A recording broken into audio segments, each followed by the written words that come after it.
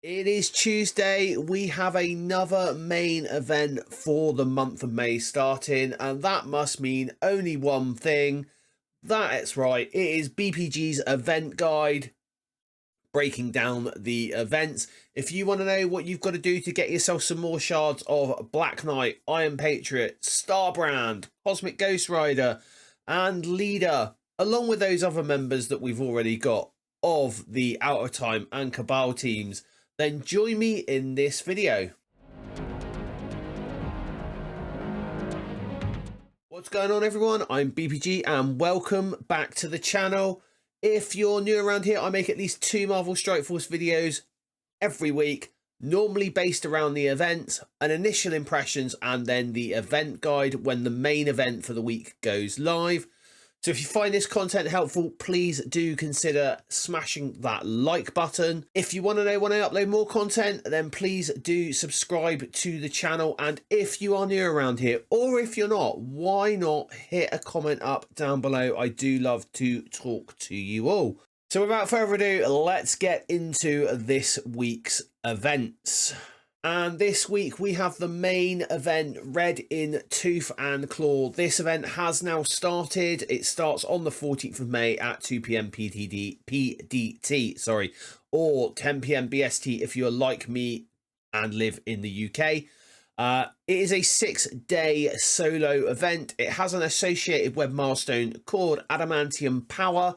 This starts on the 14th of May at the same time and also runs for 6 days. We had an event started yesterday. Hopefully you saw that in the community tab, my post there for that. This is the Alliance event, Coordinated Catastrophe. It's effectively coordinated assault, so the Isotope 8 spending campaign energy event, and collecting the allied supply for orb fragments from the free claims. To do this event, I'm not going to cover it this week, but to do this event, all you need to do is spend 100 cores maximum on the Isotope 8 energy. There is no point spending any more on it because you won't get any further. The jump is just too big to get to the next bracket of rewards. But you will get all the month-long meta items from doing that 100 cores a day. Symbiotic Sabotage starts the 17th of May. This is the quick rumble, so this is going to start on Friday at 2 p.m. PDT or 10 p.m. BST if you're like me in the UK. And this is the quick rumble where we're going to be blitzing with Hive Mind for extra points. And into the web milestone. Nothing has changed since Friday on this one. It's all now live in the game. We have to spend power cores in this. It's going to give you some Red in Tooth and Claw milestone points, along with some aged adamantium orb fragments. That is where you're going to be getting these shards for the Cabal members and the Out of Time members. It also includes some mission supplies, which is the month-long currency. There is a decent amount of them there. This is a fairly easy event to complete. All you need to do is spend 250 cores daily. And that event obviously leads into Tooth and Claw. Or Red in Tooth and Claw, should I say. And in this, the free-to-play sort of landscape, we're looking at earning the aged adamantium orb fragments. We are looking at playing one Cosmic Crucible battle. Just one Cosmic Crucible battle. Win or lose. Do not cancel it. It won't count. I've got us inputs here for Iron Patriot, Leader, Namor, and then Namor at 5, 6, and 7 yellow stars. Because if you are in the end game like me, hopefully you will have Namor at that star level. If you are a spender and you have spent money on any of the Cabal characters, you might get some extra points in this event because there are points for Iron Patriot and Leader at 5, 6, and 7 yellow stars. With everything that I know now, our reasonable free-to-play total is going to be 88,592. And the TLDR for this event, you're going to want to play one Cosmic Crucible battle with Iron Patriot, one Cosmic Crucible battle with Leader, one Cosmic Crucible battle with Namor, spend at least 200 cores per day on campaign energy, and collect your daily free claim. Now, the daily free claim is hugely generous, shall we say. So just saying here, it is a really nice, generous daily free claim for this event. So that 88,000, where does that get us to? Well, exactly as I thought on Friday. This is going to get us to milestone 14, which is going to net us the million gold. It's going to net us those augmented gamma radiations, along with those augmented titanium alloy and the augmented promethium.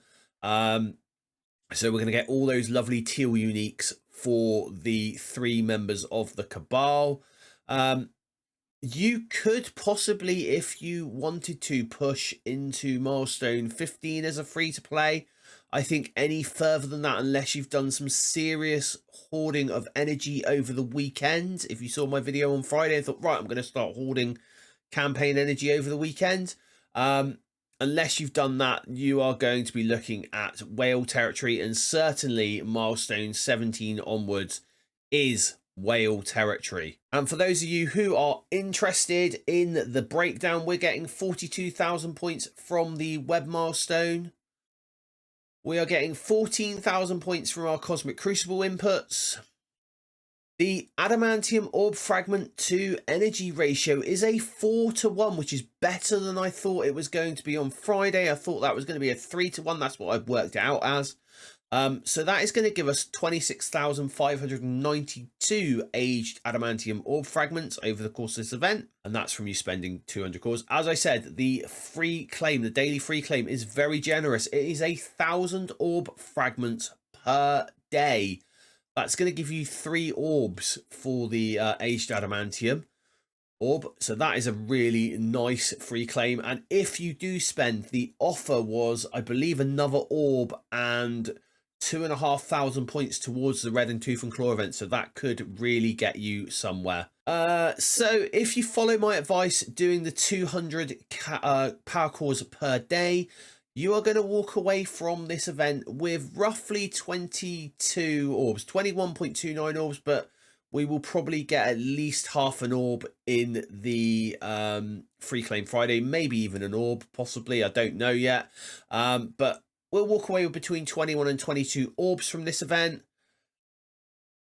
And the aged Adamantium orb contents. I think this, unfortunately, there are shards for Captain America, Peggy Carter, Namor, Loki, and Emma Frost. So not brilliant for those endgame players.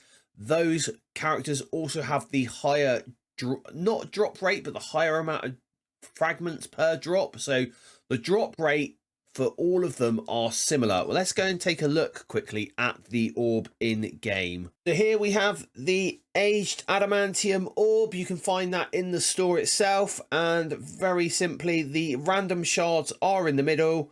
We have a 48% chance to get the common drop, and that is 5 shards of any of the new characters from Out of Time or Cabal, and 10 shards of any of the existing or reworked characters, plus Emma, Frost, and Loki are in this. So they are really setting up everyone for the Old Man Logan event.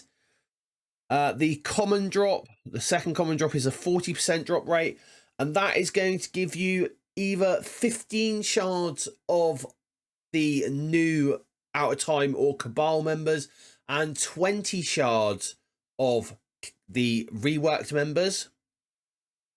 And if you hit that uncommon shard drop, that jackpot drop on the RNG, you are looking at 30 shards of any of the new characters with 40 shards of the old characters, but they are all at a equal RNG drop rate. They're all at a 10% drop ratio. So a very, very, very nice orb. Hopefully, everyone, you will get what you need to be able to get up to that 5-star Old Man Logan.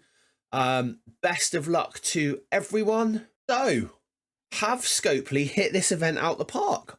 I kind of think they have. 20 orbs, an equal chance to get any of the old characters as well as the new characters.